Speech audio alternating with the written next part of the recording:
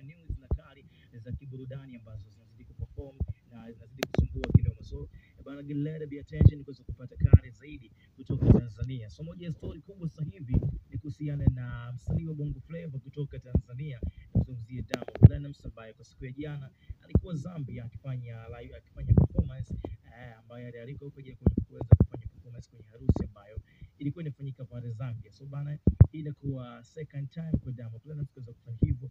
First time alifanya Kenya pale Mombasa, na kiasi ambacho aliweza kuondoka nacho bana ni 2 bilioni. So bana, watu wakawa wanajaji sana kuhusiana na kile kiasi ambacho aliweza kuondoka nacho msanii Diamond Platnumz. Lakini pia watu wakawa wanasema kwamba pengine ni kweli, lakini pia watu wakawa wanafunguka pia kuhusiana na hicho kiasi. By the way, lakini pia akaenda kuperform kwenye birthday pale nchini Ghana, Accra, aweza kuondoka na kiasi kikubwa kinoma kati ya wasanii ambao unaweza kuingia pale. Lakini pia kwa siku ya jana alikuwa Zambia, so Coz ameondoka na kiasi cha bilioni 2 kuperform kwenye harusi ambayo ilifanyika pale Zambia. So bana, so inaonyesha ukubwa wa Diamond ambao amekuwa akifanya na katika harakati zake za kupambania bana game ya Bongo Flava na kutanua misuli zaidi katika muziki wa Bongo. So hii ni kubwa kwa Tanzania, hii ni kubwa kwa msanii Diamond kwa sababu anazidi kutengeneza bana uwigo mkubwa kuweza kokota na kuweza kupata vitu zaidi. Sasa ukiachilia mbali stories za Diamond kuweza kulipwa kiasi kikubwa kama hicho hapo, lakini pia amekuwa ni msanii mkubwa kutoka Tanzania na Afrika kwa ujumla.